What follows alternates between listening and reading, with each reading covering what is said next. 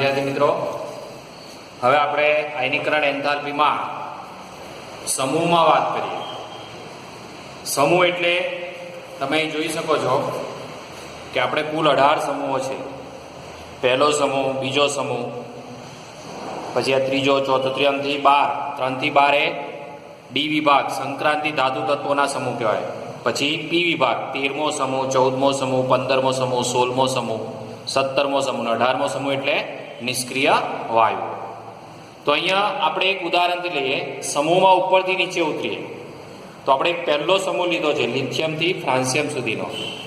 તો સિમ્પલ દેખાય છે અહીંયા કે સમૂહમાં આપણે સમૂહ એક લીધો છે આલ્કલી ધાતુઓ. હવે સિમ્પલ આપણે એક સ્ટેટમેન્ટ આપી શકીએ કે સમૂહમાં આયનીકરણ એન્થાલ્પી શું થાય તો કે ઉપરથી નીચે તરફ જઈએ તેમ ડેલ્ટા એચઆઈ ઘટે. ડેલ્ટા એચઆઈ માં શું થાય? ઘટાડો થાય, ઘટે છે, ઘટાડો થાય. કેમ ઘટાડો થાય? તો એ સિમ્પલ દેખાય છે. જુઓ કે લિથિયમમાં બાહ્યતમ કક્ષા કઈ છે? n બરાબર 2 છે.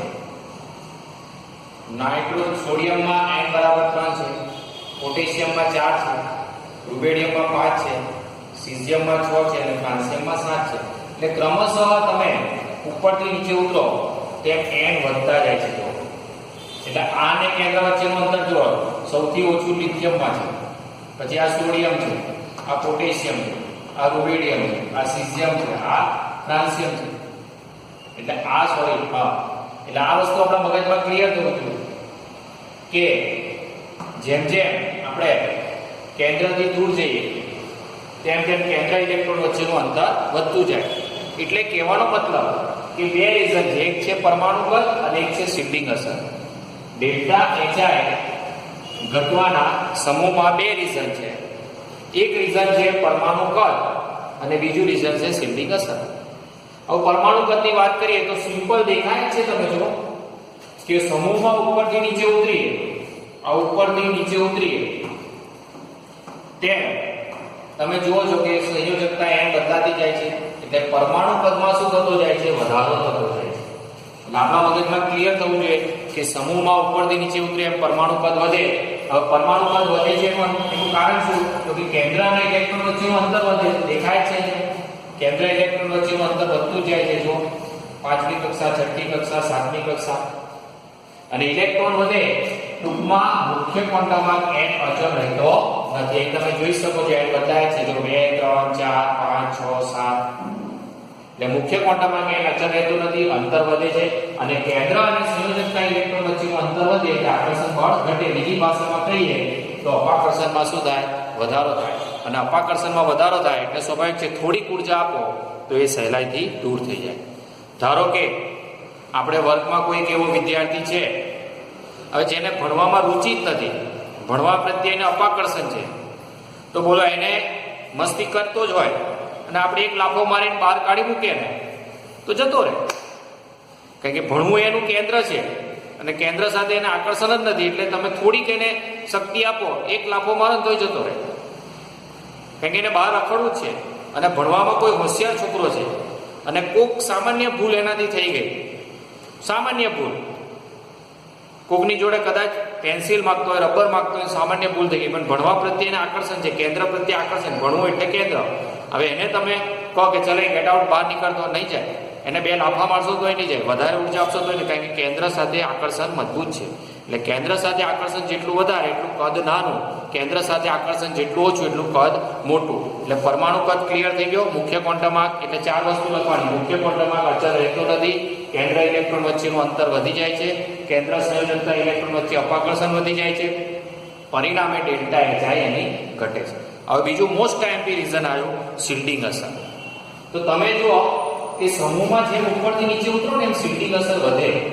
આમાં તમે જુઓ કે લિથિયમની વાત કરીએ તો લિથિયમમાં તમે જોઈ શકો છો કે એક જ કક્ષાનું શિલ્ડિંગ અસર છે. તમે લિથિયમની વાત કરીએ તો લિથિયમમાં આ પહેલી કક્ષાનું શિલ્ડિંગ અસર છે 1s2 અને આ 2s1. આ લિથિયમની વાત. તો લિથિયમમાં તો ફક્ત 2 ઇલેક્ટ્રોનનું જ આકર્ષણ છે. એટલે આમાં શિલ્ડિંગ અસર કેવી છે? ઓછી છે. શિલ્ડિંગ અસર કેવી છે? ઓછી છે. જ્યારે તમે સીઝિયમની વાત કરો અથવા ફ્રાન્સિયમની વાત કરીએ તો સીઝિયમમાં તમે જો પહેલી કક્ષા, બીજી કક્ષા, ત્રીજી કક્ષા, ચોથી કક્ષા, પાંચમી કક્ષા અને છઠ્ઠી કક્ષા. એટલે પહેલી કક્ષા n બરાબર 1 2 3 4 5 આ પાંચ કક્ષાઓ તો સંપૂર્ણ ઇલેક્ટ્રોનથી ભરાયેલી છે. એટલે આંતરિક ઇલેક્ટ્રોનનું આકર્ષણ બળ, આ બધા આંતરિક ઇલેક્ટ્રોન, જો પહેલી કક્ષામાં કેટલા ઇલેક્ટ્રોન હોય? 2, બીજી કક્ષામાં કેટલા હોય? 8, ત્રીજી કક્ષામાં કેટલા હોય? 18, ચોથીમાં કેટલા હોય? 32, પછી છઠ્ઠી, પાંચમીમાં બી કેટલા હોય? 32. તો આટલા બધા ઇલેક્ટ્રોનનું કેન્દ્ર પ્રત્યે આકર્ષણ બળ વધારે હોય. એટલે બાહ્યતમ કક્ષામાં રહેલા જે 6s1 છે એ વિચારો આકર્ષિત ના શકે. નરેન્દ્ર મોદી જો આટલી બધી સિક્યુરિટી હોય, પહેલો રાઉન્ડ, બીજો રાઉન્ડ, ત્રીજો રાઉન્ડ, ચોથો રાઉન્ડ, પાંચમો રાઉન્ડ, પાંચ રાઉન્ડની સિક્યુરિટી હોય તો પછી આપણું આકર્ષણ નરેન્દ્ર મોદી પ્રત્યેનું કેવું હોય? ઓછું. આપણે વિચાર જ ના કરી શકીએ મળવું છે. એટલે સમૂહમાં જેમ જેમ ઉપરથી નીચે જઈએ છે તેમ શિલ્ડિંગ અસરમાં વધારો થતો જાય છે. અને શિલ્ડિંગ અસરમાં વધારો થતો જાય એટલે અહીંયા લખેલું છે કે આંતરિક કક્ષામાંના ઇલેક્ટ્રોન શિલ્ડિંગ અસરમાં વધારો થાય. આંતરિક કક્ષા એટલે આ બધી પહેલી કક્ષા, બીજી કક્ષા, ત્રીજી કક્ષા, ચોથી કક્ષા, આ બધી આંતરિક કક્ષાઓ કહેવાય. આ બાહ્ય કક્ષા કહેવાય. એટલે કેન્દ્ર અને બાહ્ય કક્ષા આ બેનું અપાકર્ષણ કોણ કરાવે છે? તો કે અંદરની આંતરિક કક્ષાઓ. અને અપાકર્ષણ કરાવે એટલે અંદરના કક્ષકોનું, અંદરના ઇલેક્ટ્રોનનું, આપણે કીધું 2 8 18 32 આટલા બધા ઇલેક્ટ્રોનનું શું હોય? આકર્ષણ જબરજસ્ત હોય. એટલે આંતરિક કક્ષામાંના ઇલેક્ટ્રોનને કારણે શિલ્ડિંગ અસરમાં શું થાય છે? વધારો થાય છે. અને આવી પરિસ્થિતિમાં શિલ્ડિંગ અસર વધી જાય છે કોના કરતા? અસરકારક કેન્દ્રીય વીજભાર. કેન્દ્ર અને 6s ઇલેક્ટ્રોન આ બંને વચ્ચેનું અપાકર્ષણ વધવા માટે કારણભૂત કોણ છે? શિલ્ડિંગ અસર.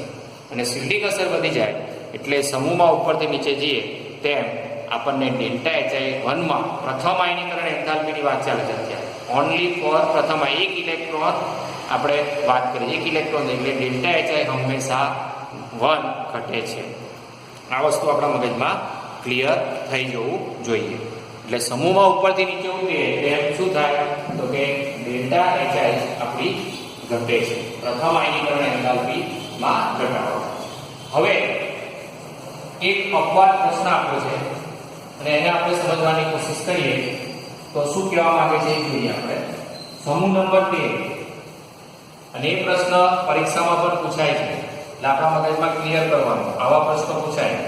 આ 2 ગુણમાં પ્રશ્ન પૂછાય. હવે આપણે જે ભણ્યા કે સમૂહમાં ઉપરથી નીચે તરફ જઈએ તેમ આયનીકરણ એન્થાલ્પી ઘટે છે તો એ 2 ગુણનો પ્રશ્ન છે.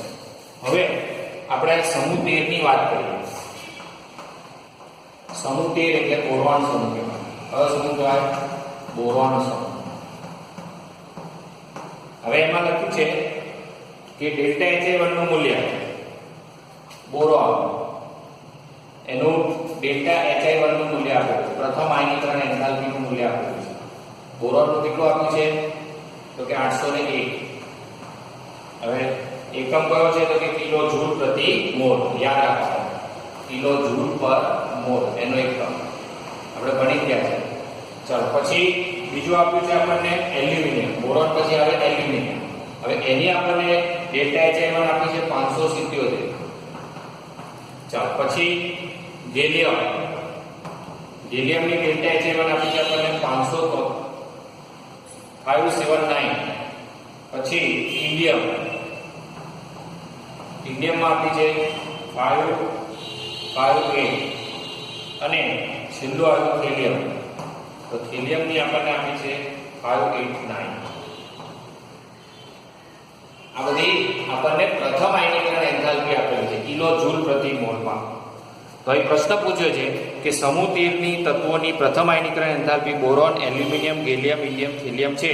સામાન્ય વલણથી જોવા મળતા આ વિચલનને તમે કેવી રીતે સમજાવશો? તો બોરોન અને એલ્યુમિનિયમ તો અહીં સિમ્પલ ખબર પડી જાય છે કે બોરોન કરતા એલ્યુમિનિયમની પ્રથમ આયનીકરણ એન્થાલ્પી કેવી છે? ઓછી છે. પછી પાછી જો વધે છે, પછી પાછી ઘટે છે, પછી પાછી વધે છે. એટલે બોરોનની વાત કરીએ તો બોરોન Z બરાબર 5. આની Z બરાબર 5 છે એટલે ઇલેક્ટ્રોન રચના શું થશે? Helium 2s2 2p1. અને આની 13 છે એટલે નિયોન 3s2 pp1. એટલે આમાં n બરાબર 2 છે, આમાં n બરાબર 3 છે. સંયોજકતા ઇલેક્ટ્રોન તો બધામાં સરખા જ હશે. સમૂહ 3 છે ને, સમૂહ 13 છે અને સમૂહ 13 છે એટલે સમૂહ 13 ની આપણને બાહ્યતમ કક્ષાની ઇલેક્ટ્રોન રચના આપણને ખબર જ છે. કઈ છે? NH2 Np1. એટલે બધામાં સમૂહ 13 માં સંયોજકતા ઇલેક્ટ્રોન તો કેટલા છે? 3 જ છે. આપણા મગજમાં ક્લિયર જ છે કે સંયોજકતા ઇલેક્ટ્રોન 3 જ છે. પણ આપણે આગળ વાત કરીએ તો આ બેમાં તમે જુઓ છો કે બોરોન કરતા એલ્યુમિનિયમની કેવી છે? ઓછી છે. તો ઓછી હોવાનું કારણ શું? તો કે બોરોન કરતા એલ્યુમિનિયમનું કદ કેવું છે? મોટું છે. પેલામાં સંયોજકતા ઇલેક્ટ્રોન કક્ષા 2 માં મરાય છે, જ્યારે આમાં સંયોજકતા ઇલેક્ટ્રોન કક્ષા 3 માં છે. એટલે એલ્યુમિનિયમની વાત કરીએ તો એલ્યુમિનિયમમાં શિલ્ડિંગ અસર પણ વધારે છે, એટલે બે કક્ષાઓ છે, n બરાબર 1 અને n બરાબર 2. આની શિલ્ડિંગ અસર છે અને આ n બરાબર 3 માં છે 3s2 pp1. એટલે શિલ્ડિંગ અસર પણ વધારે છે. એટલે અહીંયા બધા લોજિક કામ કરે છે. પરમાણુ કદ મોટું છે બોરોન કરતા એલ્યુમિનિયમનું, કેન્દ્ર ઇલેક્ટ્રોન વચ્ચેનું અંતર વધારે છે, અપાકર્ષણ વધારે છે, શિલ્ડિંગ અસર પણ વધારે છે. આ બધા રીઝનોને કારણે આપણે સિમ્પલ લખી શકીએ કે delta Hi1 boron less than અરે બોરોન બોરોન ઓછા છે એલ્યુમિનિયમ. બોરોન લેસ અને એલ્યુમિનિયમ લેસ ધેન બોરોન મોટા છે એલ્યુમિનિયમ, અથવા એલ્યુમિનિયમ લેસ ધેન બોરોન. આ બે વાત. હવે આપણે બીજી વાત કરીએ તો બીજી વાતમાં તમે જોઈ શકો છો કે એલ્યુમિનિયમ અને ગેલિયમ. હવે બીજા નંબર પર આવે છે એલ્યુમિનિયમ અને ગેલિયમ. તો એલ્યુમિનિયમની ઇલેક્ટ્રોન રચના છે, ગેલિયમ એટલે 31 અને 31 થાય એટલે આર્ગોન 3d10 4s2 4p1. 18 28 29 30 ને કરતે 4s2 એટલે આમાં n બરાબર કેટલા થાય? 4 થાય. હવે આ બંનેમાં શું થાય છે તો કે અહીંયા તમે જોઈ શકો છો કે 2 કિલો જૂલ પ્રતિ મોલનો વધારો થાય છે. તો અહીંયા સ્ક્રીનિંગ અસર 3D કક્ષકોની સ્ક્રીનિંગ અસર ઓછી કરે છે. કોણ ઓછું કરે છે? તો કે ગેલિયમમાં રહેલા નવા સંયોજકતા ઇલેક્ટ્રોન. આ જે સંયોજકતા ઇલેક્ટ્રોન છે ચોથી કક્ષાના એ 3d10 છે એટલે ત્રીજી કક્ષાની સ્ક્રીનિંગ અસરમાં થોડોક જ ઘટાડો કરે છે. અને થોડોક જ ઘટાડો કરે એટલે ગેલિયમમાં ઇલેક્ટ્રોનનું આકર્ષણ બળ વધી જાય અને એટલે ડેલ્ટા Hi1 થોડીક વધારે છે. આના રીઝનમાં શું લખશો? આ બંનેના રીઝનમાં કે delta Hi1 aluminium less than gallium. શું કારણ? તો કે થોડી શિલ્ડિંગ અસર ઓછી થાય છે. થોડી શિલ્ડિંગ અસર ઓછી થાય છે અને તેથી કેન્દ્ર અને સંયોજકતા ઇલેક્ટ્રોન વચ્ચેનું આકર્ષણ બળ વધી જાય છે. આ વસ્તુ આપણા મગજમાં ફિટ થઈ ગયું કે થોડીક શિલ્ડિંગ અસર વધી જાય છે એટલે કેન્દ્ર ઇલેક્ટ્રોન વચ્ચેનું આકર્ષણ બળ વધી જાય છે. હવે તેવી જ રીતે ઇન્ડિયમ અને આપણે ગેલિયમ અને ઇન્ડિયમ, તો ગેલિયમ કરતા ઇન્ડિયમની ઓછી છે. તો આ તો પેલા જ રીઝન આવવાના. પરમાણુ કદ આના કરતા આનું પરમાણુ કદ કેવું છે? વધારે છે. ઇન્ડિયમનું પરમાણુ કદ વધારે. બીજું કેન્દ્ર ઇલેક્ટ્રોન વચ્ચેનું અંતર વધારે. અંતર વધુ એટલે અપાકર્ષણ વધુ. અને અપાકર્ષણ વધુ બીજું શિલ્ડિંગ અસર પણ વધારે. શિલ્ડિંગ અસર પણ વધુ. એટલે સિમ્પલ છે કે ડેલ્ટા Hi1 એ ગેલિયમ ગ્રેટર ધેન ગેલિયમ મોટા છે. આ બેમાં સિમ્પલ ખબર પડી ગઈ છે કે આના કરતા આની વધારે. એટલે જેવું બોરોન ને એલ્યુમિનિયમમાં જેવું આ બેમાં છે. અને હવે છેલ્લું રહ્યું ઇન્ડિયમ થેલિયમ વચ્ચે. તો કે ઇન્ડિયમ થેલિયમમાં બી પાછું પેલું 5d કક્ષકોની હાજરીને કારણે સ્ક્રીનિંગ અસરમાં શું થાય? થોડોક ઘટાડો થાય. તમે ઇલેક્ટ્રોન રચના જોશો એટલે સિમ્પલ ખબર પડી જશે. પેલામાં 3D કક્ષકને લીધે શિલ્ડિંગ અસર ઘટી જતી હતી. આમાં ઇલેક્ટ્રોન રચના લખીએ તો આની 55 થાય, અરે સોરી 49 એટલે ક્રિપ્ટોન 4d10 5s2 5p1 અને આમાં 81 અને 81 એટલે શું થશે xenon 4f14 5d10 6s2 6p1 તો આમાં તમે જોઈ શકો છો સિમ્પલ રીઝન લખેલું છે કે 4f અને આ બે કક્ષોને કારણે સિન્ડિંગ અસર થોડી ઓછી થશે અને સિન્ડિંગ અસર થોડી ઓછી થાય જેવી સિન્ડિંગ અસર ઘટે ને એટલે કેન્દ્ર અને સંયોજકતા ઇલેક્ટ્રોન વચ્ચે શું થાય આકર્ષણ વધી જાય આપણા મગજમાં ક્લિયર થઈ જવું જોઈએ કે શિલ્ડિંગ અસર ઘટી એટલે કેન્દ્ર ઇલેક્ટ્રોન વચ્ચેનું આકર્ષણ વધી ગયું શિલ્ડિંગ અસર વધી તો કેન્દ્ર ઇલેક્ટ્રોન વચ્ચેનું આકર્ષણ ઘટી ગયું અને આકર્ષણ ઘટી ગયું તો ડેલ્ટા એચઆઈ ઘટે અને આકર્ષણ વધી ગયું તો વધે એટલે અહીંયા વધે છે એટલે આ બે રીઝન આપણા મગજમાં ક્લિયર થવા જોઈએ એટલે આવા પ્રશ્નો બી ઘણી વખત પૂછાય છે તો આપણા મગજમાં ક્લિયર હોવું જોઈએ હવે બીજો એક અપવાદ પ્રશ્ન છે સમસ્થાનિકો વિશે કે સમસ્થાનિકોમાં શું થાય તો સમસ્થાનિકોમાં આયનીકરણ એન્થાલ્પી વિશે તમે શું કહી શકો છો આપણને ખબર છે હાઇડ્રોજનના 3 સમસ્થાનિક ક્લોરીનના 2 સમસ્થાનિક કાર્બનના 3 સમસ્થાનિક ઓક્સિજનના 2 સમસ્થાનિક દરેક તત્વ યુરેનિયમના 2 સમસ્થાનિક આપણે બધા સમસ્થાનિક શબ્દ શું છે ખબર જ છે આપણે બીજા ચેપ્ટરમાં બી ભણી ગયા છો તમે સમસ્થાનિક એટલે શું હોય તો કે પ્રોટોનની સંખ્યા સરખી હોય ન્યુટ્રોનની સંખ્યા જુદી જુદી હોય અથવા પરમાણુ ક્રમાંક સરખો હોય પરમાણુ ભાર જુદો જુદો હોય તો હવે આપણું ટાઇટલ છે સમસ્થાનિકમાં આયનીકરણ એન્થાલ્પી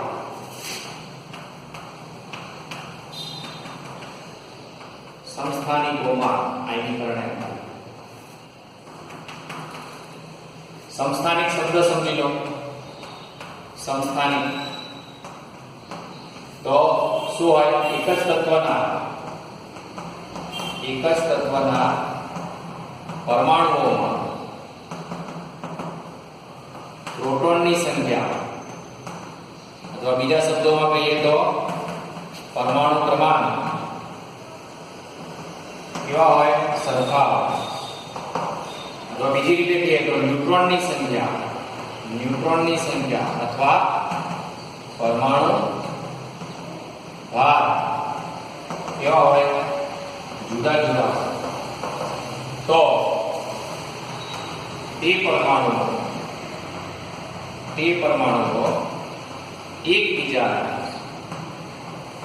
એકબીજાના સમસ્થાનિકો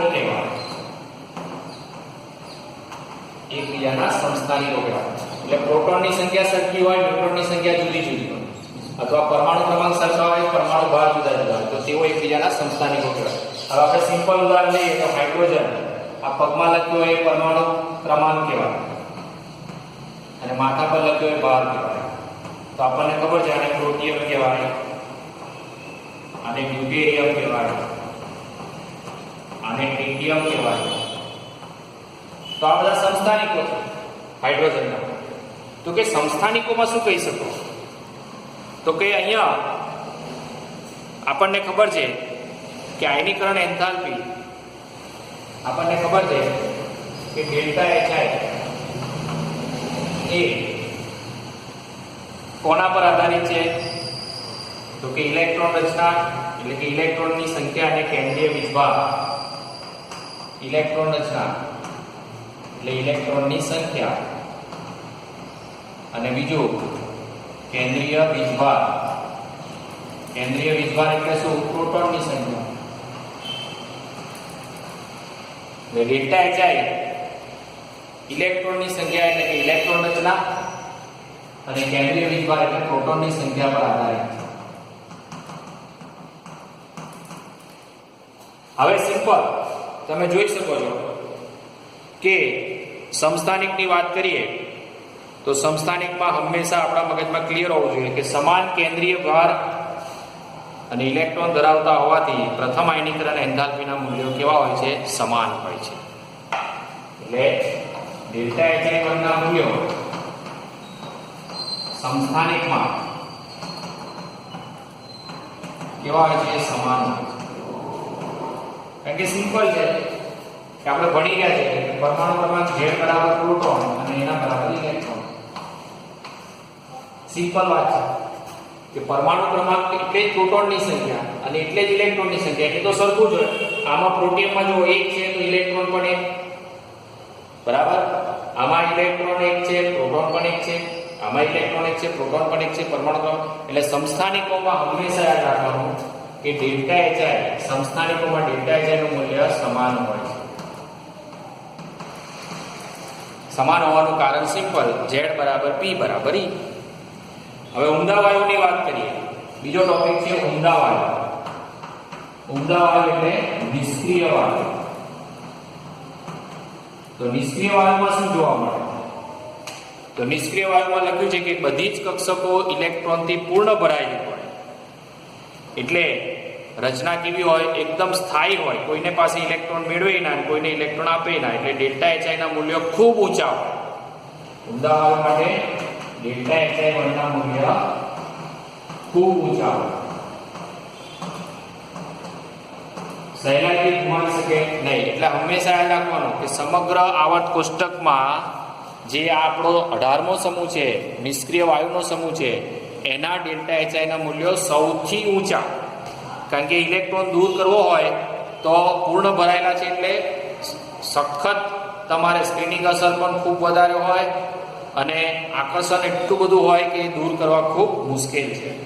પછી આપણા મગજમાં ક્લિયર હોવું જોઈએ કે હિલિયમ સૌથી વધુ અને ફ્રાન્સિયમની સૌથી ઓછી હોય છે. હા, પેલું રીઝન તો આવે કે સમૂહમાં ઉપરથી નીચે ઉતરો તેમ આયનીકરણ એન્થાલ્પીમાં શું થાય?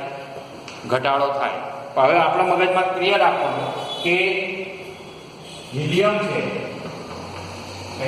1s2 કેન્દ્રની સૌથી નજીક એટલે સૌથી વધુ ડેલ્ટા HI1. ડેલ્ટા સૌથી વધુ ડેલ્ટા HI નું મૂલ્ય સૌથી વધુ. અને ફ્રાન્સિયમ છે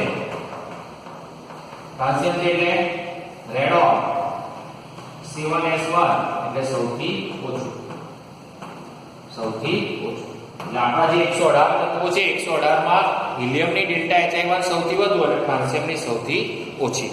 એટલે આ રીતે આપણે ઘણી બધી બાબતો આપણા મગજમાં ક્લિયર હોવી જોઈએ. તો અહીંયા આપણે બહુ જ મોસ્ટ ટાઈમની વાત પૂરી કરી. હવે ત્રીજા આવર્તમાં વાત આવે છે મેગ્નેશિયમ અને એલ્યુમિનિયમ. તો કે મેગ્નેશિયમની ડેલ્ટા HI 400 ને સોડિયમ, મેગ્નેશિયમ, સિલિકોન, એમાં તમે જોઈ શકો છો કે 496, 773 અને 786 છે. અનુમાન કરો કે એલ્યુમિનિયમની ડેલ્ટા HI નું મૂલ્ય 575 કે 760 માંથી કોની નજીક હશે? હવે આવા પ્રશ્ન પૂછાય છે તો જોઈએ આપણે. અહીંયા આવર્તની વાત આપી છે. આવર્ત નંબર 3.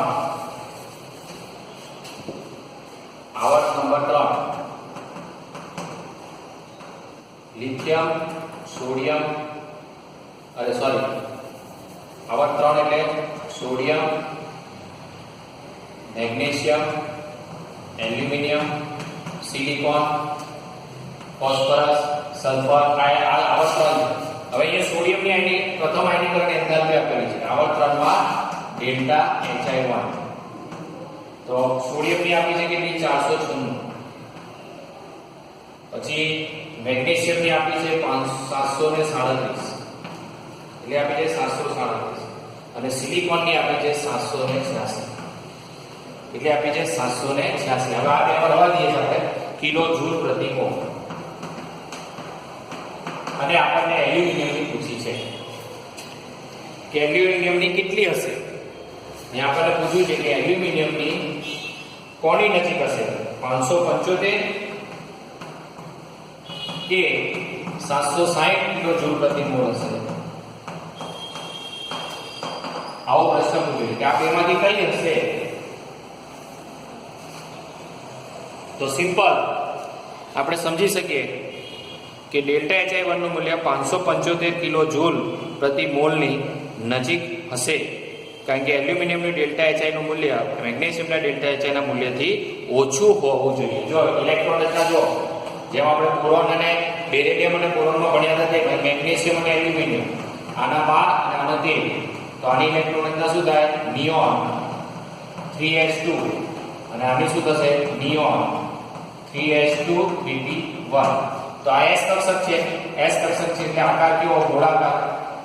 અને પૂર્ણ ભરાયેલી છે, પૂર્ણ ભરાયેલી s કક્ષક છે, અને પૂર્ણ ભરાયેલી s કક્ષક છે એટલે સ્થાયીત્વ વધારે, અને સ્થાયીત્વ વધારે એટલે આનો પહેલો ઇલેક્ટ્રોન દૂર કરવા માટે વધારે શક્તિની જરૂર પડે. જ્યારે આમાં p કક્ષક છે એ p કક્ષકનો આકાર કેવો છે? ડબલ છે. 3px નો આકાર ડબલ છે એટલે એક જ તરફી આકર્ષણ છે, એટલે આકર્ષણ ઓછું હોવાથી આની ડેલ્ટા HI1 કેવી હશે? ઓછી. એટલે આપણે મગજમાં ક્લિયર કરી દેવાનું કે 760 ની વડ કઈ હશે? 575. એટલે આપણે કઈ લઈશું? 575. એટલે આપણા મગજમાં ક્લિયર થઈ ગયું કે મેગ્નેશિયમ મોટા છે એલ્યુમિનિયમ. ડેલ્ટા HI1 ની ભાષામાં મેગ્નેશિયમની ડેલ્ટા HI1 એલ્યુમિનિયમ કરતાં કેવી છે? વધારે છે. એટલે આ વસ્તુ આપણા મગજમાં ખાસ ક્લિયર થવું જોઈએ. તો અહીંયા આપણે અગત્યના ટોપિકમાં સમૂહની આયનીકરણ એન્થાલ્પી શું છે એની વાત પૂર્ણ કરી. એટલે ટૂંકમાં આપણે બે ટોપિક પૂરા થયા, એક પરમાણ્વીય ત્રિજ્યા અને એક આયનીકરણ એન્થાલ્પી. હવે ત્રીજો ટોપિક છે ઇલેક્ટ્રોન પ્રાપ્તિ એન્થાલ્પી અને ચોથો ટોપિક છે વિદ્યુત ઋણતા. એટલે હજુ આપણે બીજા 3 લેક્ચર હશે ત્યારે આ ચેપ્ટર આપણું પૂરું થશે.